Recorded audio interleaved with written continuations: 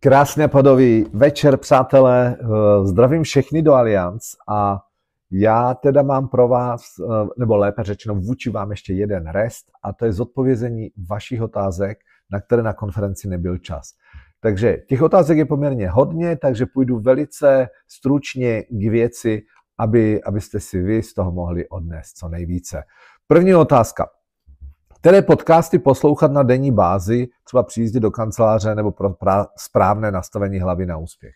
Podívejte, přiznám se, že nemám jenom jeden oblíbený podcast a na tuhletu otázku je potřebné, aby si každý z nás sám zodpověděl. V první řadě poslouchejte ty lidi, kteří v dané oblasti už něco dokázali.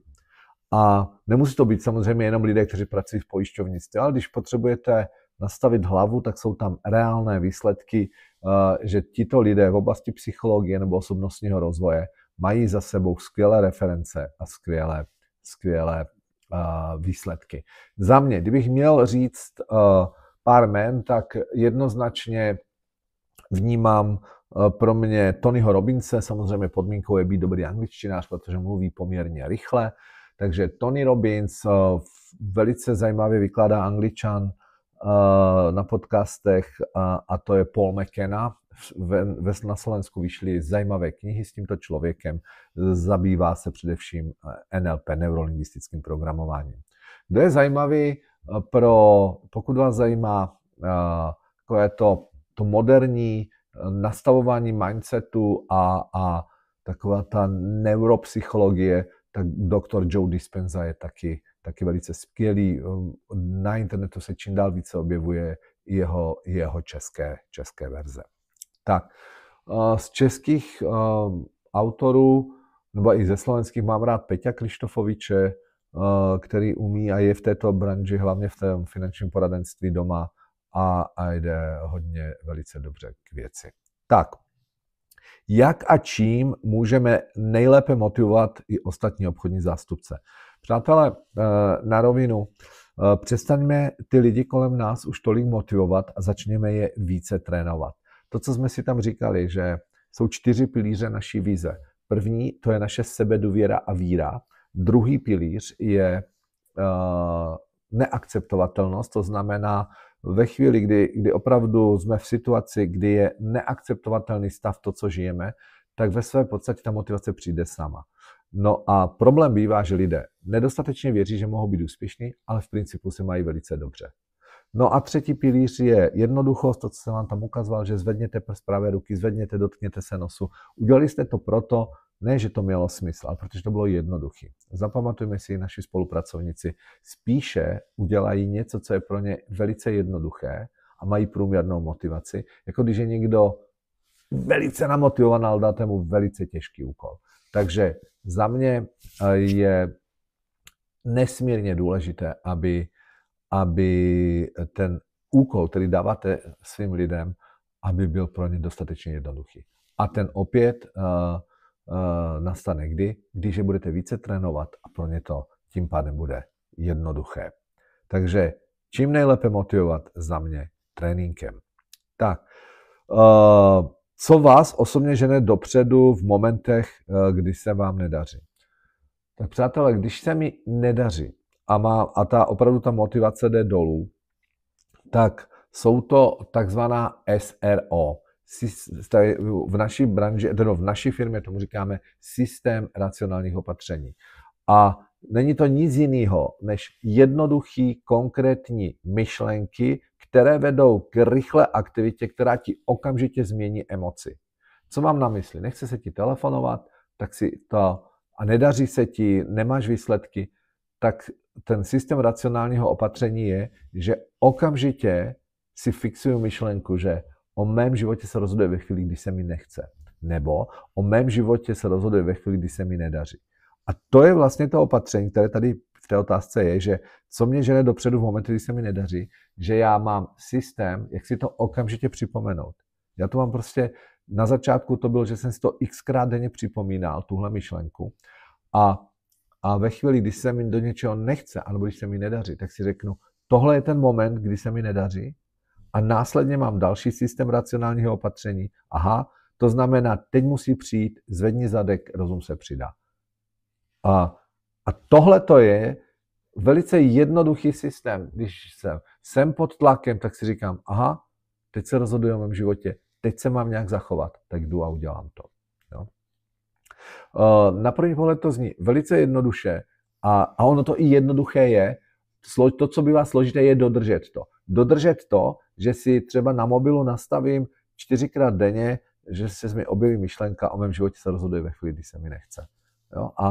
A věnuju 4krát za den jednu jedinou minutu, že se na minutu zastavím, sklidním se, dostanu se úplně do absolutního fokusu na tu myšlenku a položím si sebereflektující otázku. Choval jsem se poslední 3 hodiny tak, abych tohleto dodržel? Tak, přátelé, pojďme dál na další otázku. Kdybyste měl dát nováčkovi jednu jedinou radu do začátku, jaká by to byla? No co asi teď přijde? Trénuj, trénuj, trénuj. Jedna jediná rada, trénuj. Máte nějaký vlastní rituál, který vám pomáhá nastartovat den? Ano, je to cvičení, takzvané cvičení starých sufijských mistrů. A je to dechové cvičení, které je spojeno s jednoduchým pohybem, kde zhruba 25 minut se soustředím jenom na svůj dech a je to krátké cvičení. Tohleto dělám každé ráno. A další rituál, který mám zvládnutý do detailu, je, že každé ráno musí být ledová sprcha. Tečka. Nevěřte mi ani slovo, vyzkoušejte to. Ti z vás, co nejste dostatečně otužilí, tak jděte do toho aspoň tak, že dáte tu studenou sprchu aspoň na první týden jenom na špičky nohou. To zvládne každý z vás, i ten, kdo nemá rád studenou. Pak po týdnu to posuňte dál a dejte to aspoň po kotníky. Další týden do půl lítka, další týden po koleno, další týden na jedno stehno, na druhý stehno, ruce, postupně ramena. Tohle to bývá hodně citlivý, krk bývá citlivý.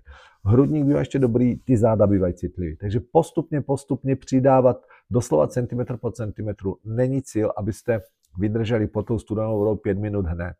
Důležité je jít pomaloučku a vybouvávat ten zvyk. Já tomu říkám teorie jednoho kliku. Klik, každý týden přidat jeden klik, na konci roku děláte 50 kliků. Ale musíte 3krát denně dělat jeden klik, další týden 3krát denně 2 kliky, další týden 3krát denně 3 kliky. Takhle vznikne ten návyk a to tělo, které by se, když neklikujete a hned by se chtěli dělat 20, tak si možná i ublížíte. Jo? A tak je to i v biznisu. Tak, tohle mi pomáhá nastartovat den. Mimochodem, hlavně ta ledová sprcha, ta vám dodá energii. Když si dáš horkou, tak je člověk takový rozvláčnej, a když si dáš ledovou sprchu, tak pak jedeš jak raketa. Tak, co tady máme dál za otázku? Skončili jsme, máte vlastní rituál. Aha, co podle vás nejvíc odlišuje lidi, kteří uspějí od těch, kteří to vzdají? Jednoznačná odpověď, disciplína. Nejčastěji to, co jestli odlišuje ty lidi, kteří jsou, ještě bych tam dodal, dlouhodobě úspěšní, tak mají vlastní disciplínu, vlastní způsob a to je to dodržování určitých rituálů, které prostě toho člověka provázejí každý den. Pojďme na další otázku. Co vás nejvíce posunulo? A co mě nejvíce posunulo? No mě nejvíce posunulo, musím říct, že pobyt ve Spojených státech, kde hned po revoluci jsem se rozhodl, že tam půjdu dělat číšníka. A vlastně co mi ten pobyt tam dal? Na rovinu, já jsem to chtěl po 3 dnech zabalit a vrátit se domů. Byla to taková dřina, 7 dní v týdnu, 14 hodin denně a já se chtěl vrátit. A víte co? Bylo to hrozný. I první týden, i druhý týden, i třetí týden. To byl fakt Alcatraz. Víte, proč jsem se nevrátil? Protože jsem nemohl. Takže to, jestli mě něco nejvíce posunulo, tak to byla takzvaná neakceptovatelnost. Já jsem se prostě nemohl vrátit. Proč? Už z jednoduchého důvodu. Můj plat v ČSAD tehdy byl necelých 2000 korun. Já jsem si musel půjčit 50 000 na letenku. A tím pádem já jsem dlužil vlastně 25 svých platů a já jsem neměl ani korunu. Já jsem si půjčil 5 000 od kamaráda, 10 000 od druhého kamaráda, 15 000 od strejdu. Já jsem nemohl se vrátit. Bych se nemohl těm lidem podívat do očí, kdybych jim to vrátil, 25 platů. No a to bylo něco, co, já tomu říkám bod zlomu. že najednou i v té Americe, když to bylo tak těžký, tak se člověk do toho dostal, začal mít výrazně větší dovednost, výrazně lépe jsem se orientoval v angličtině. Zjistil jsem, jak to tam chodí. A paradoxně, představte si, že mě to začalo i bavit. A mi to přestalo vadit, že já dělám 7 dní v týdnu, 14 hodin denně. A pak po druhém, třetím měsíci se stalo, že já jsem třeba dělal $3,500 a dolar byl nějaký 35 korun. Já jsem najednou za 1 měsíc dokázal vydělat víc jak 25 svých platů.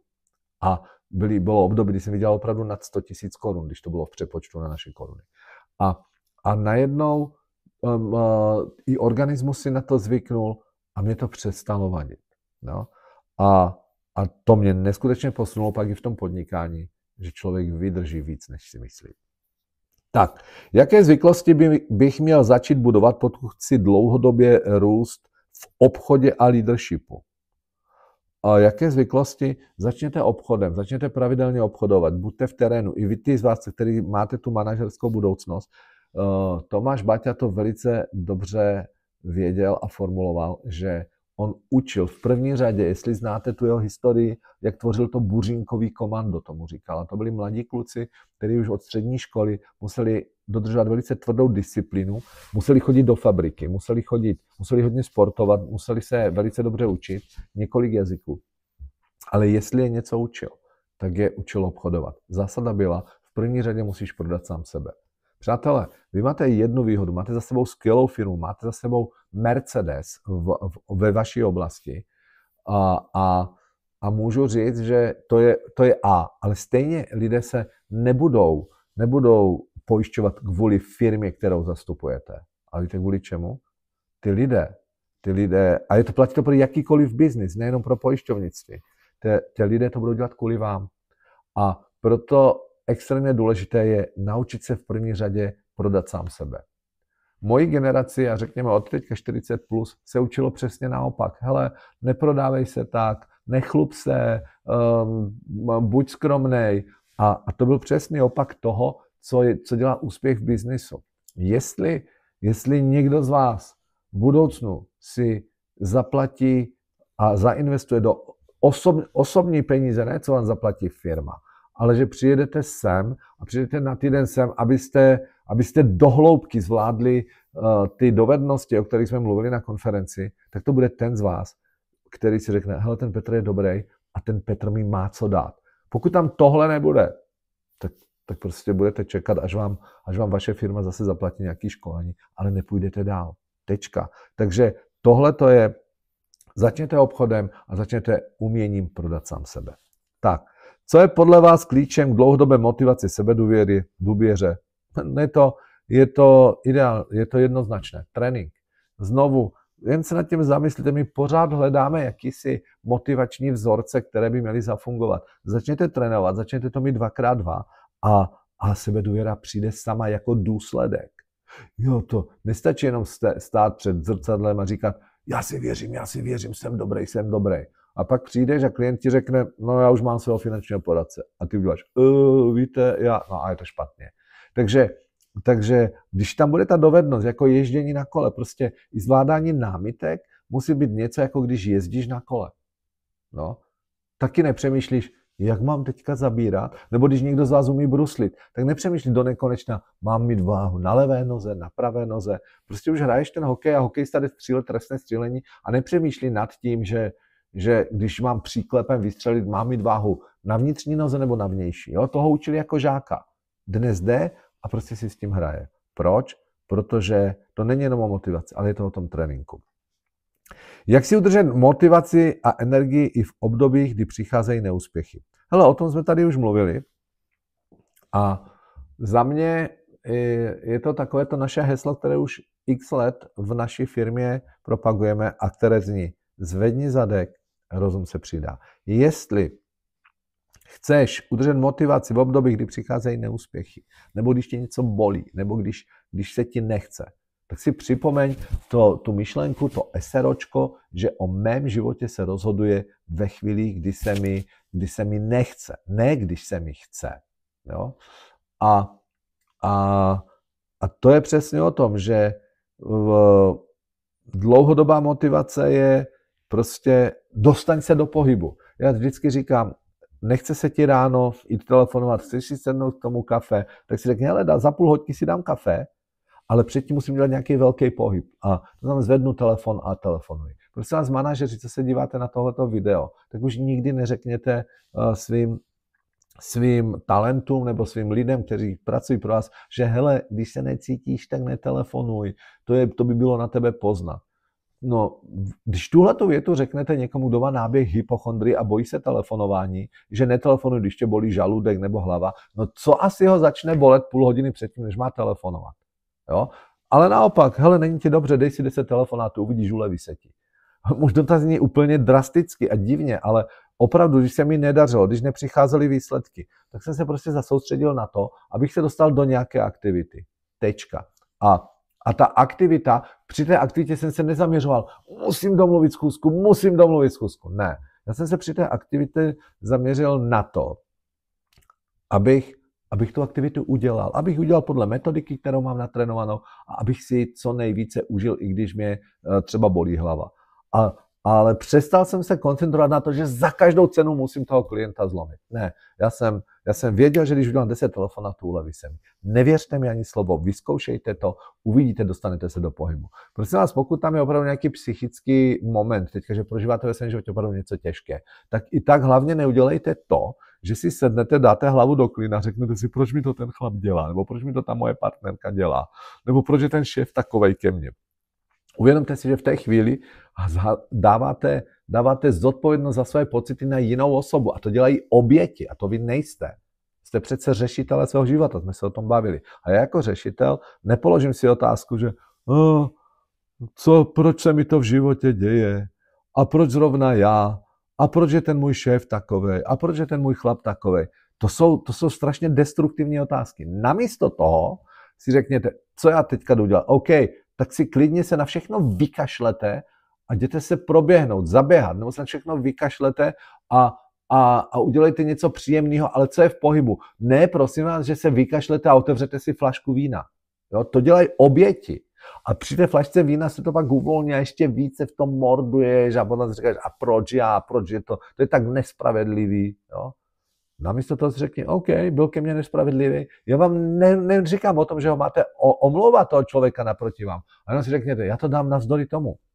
Já to dám navzdory tomu, že mě ten můj šéf nepodporuje. No a tak kurník šopa, já to dokážu, ne jemu, sobě. To je řešitel života, který si říká, já to dám navzdory tomu. No? Takže klíčem dlouhodobé motivace je trénink a jak si udržet motivaci energii v období, kdy přichází neúspěchy. Pohyb, dostat se do pohybu. Samozřejmě tady hodně dobře pomáhá vize. To znamená, že máte jasno, víte, co chcete. Uměli byste mi odpovědět na otázky třeba bez přemýšlení. Jak se jmenuješ? Petr Urbanec. Kde bydlíš? V Liptovském Jáně. Kolik je 2x2? 4. Tak takovýmhle způsobem uměli byste mi odpovědět, co je vaše vize. Co konkrétně to chce? Proč konkrétně chceš tuhle vizi a co konkrétně ti přinese? Předtím mi byla ještě otázka, co je konkrétně tvoje vize v oblasti zdraví, jaká je vize, v oblasti vztahu, jaká je vize, v oblasti toho, jak chceš prožívat svůj čas, své koníčky, jaká je vize v oblasti tvé finanční nezávislosti. Jo? A pokud nad tímhle potřebujete přemýšlet, Peťo, víš, tak já řeknu stop, nevíš to, protože když se tě zeptám, jak se jmenuješ, neuděláš, víš, já se jmenuji Jana Kolaříková. To neuděláš, jo? Takže když se mě zeptáte na moji osobní vizi, tak je to velice jednoduché. Jsem silný a zdravý, dělám to, co mě baví, jsem finančně nezávislý a mám nádherné vztahy kolem sebe. Tečka. Ke každé té oblasti bych vám uměl popsat na celou A4, co to pro mě znamená silný a zdravý. Co to pro mě znamená, že dělám to, co mě baví. Jo? Že jsem finančně nezávislý. Co chci udělat proto přesně, abych měl krásné vztahy kolem sebe. Jo? A nad tím nepotřebuji přemýšlet. Potřebujete se vy přemýšlet nad tímhle. A pokud nad tím nepotřebuješ přemýšlet a máš to takhle 2x2, tak to je přesně to, jak si udržet motivaci a energii v období, kdy přicházejí neúspěchy. Protože neúspěch je přirozená součást naší cesty. Pokud si někdo myslí, že ta cesta za úspěchem je takhle rovná, no tak pak je nešťastné. Ale když víš, že přicházejí i ty propasti, i ty bouřky, které budeš muset překonat. Ale vemte si, když jste překonali nějakou bouřku, ta bouřka byla možná nepříjemná, byla to překážka, ale když jste ji překonali, jaký jste měli ze sebe pocit? Tak ho máte lepší, jste silnější, díky tomu, že jste to překonali. No? Tak, já mám ještě jednu aktivitu a to je ten vrtulník. My jsme se tam toho lehce dotkli, ale fakt je, že uvědomění, že čas běží a ta aktivita vrtulník, jo, že vás provedu v čase, že vás nechám nasednout do vrtulníku, kde se podíváte sami na sebe, tam, kde bydlíte, tam, kde pracujete a podíváte se na současnosti, jak to tam je a najednou vás provedu v čase plus rok a vy vidíte, že rok života a ptáte se sami sebe, do jaké míry jsem zvládnul svoje brzdy. Stále nevěřím sám sobě, stále mám pocit, že nejsem dost dobrý, nebo stále nedotahuji, stále jsem nerozhodný. A pamatujete si to a ještě teďka, když si uvědomíš, že to tvoje dítě, které mělo 4 roky, najednou má 5 a uteklo to takhle, tak si říkáš, sakr, mě uteklo rok života a pak plus 5 let. A po 5 letech, kdybys měl stále mít ty brzdy, které máš teď, i teďka, když se díváš na to video a uvědomuješ si, že máš ještě někde ty rezervy, představ si, že budeš mít i za 5 let. Jaký je to pocit? No. Plus 10 let. Wow. A už to není ten 4letý mazlík, který ti skáče kolem krku, ale ti řekne, mami, proč mi dáváš pusu před školou, co blbneš? Jako. Ale přitom, když měl 4 roky, tak maminko, tatínku, ahoj. Ale to uteče jako voda 10 let. Představ si, že za 10 let pořád budeš váhavý střelec. Pořád budeš mít nejistotu sama v sebe. No. Plus 20, dítě je dospělé. A teď si představ, že to nejdůležitější, co rodič může pro své dítě udělat, a to je to, že mu půjde osobním příkladem. Ale ne v těch, jenom že máš uklizeno, ale i v těch postojových věcech. Jak se chovám, když se mi nedaří, jak se chovám v zátěžové situaci. Dává smysl? Takže někdy je dobrý prolítnout se tím vrtulníkem. Já vím, že jsem vám tam způsobil mnohým nepříjemnou chvilku, že si uvědomíš, sakra, to bylo nepříjemné. Že si uvědomil, co mi to ten Petr udělal. On mi tady vizualizoval, že za 10 let budu mít pořád ty brzdy. Ano, a udělal jsem to proto, abyste si uvědomili, že není na co čekat. A všichni dobře víme, co jsme tam byli, že v našem životě ty brzdy, které máme, v drtivé většině jsou to brzdy, s kterými jsme se nenarodili. Že se dá jich zbavit, nedochvilnost, že nedržím slovo, nedodržuji pravidla, měním často názory, jsem nepořádný, bojím se změny, mám strach, že nejsem dost dobrý. To jsou všechno věci, s kterými se dá pracovat. Tečka. Jo, takže to jsou ty věci, které nám mohou pomoct, jak udržet energii, když přicházejí neúspěchy. Tak, plánujete vydání další knihy? Ano, a budou to knihy, tak jak byla Jednohubky pro duši, tak to bude